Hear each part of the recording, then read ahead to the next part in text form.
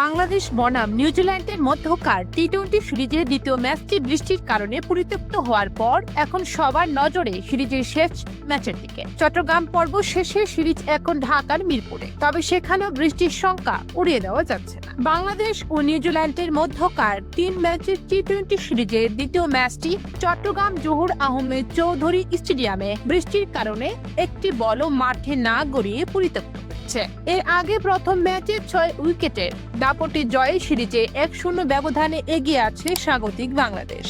Series নির্ধারণী তৃতীয় ও শেষ ম্যাচটি আগামীকাল শনিবার ঢাকার মিরপুর শেরেবাংলা জাতীয় স্টেডিয়ামে অনুষ্ঠিত হওয়ার কথা রয়েছে।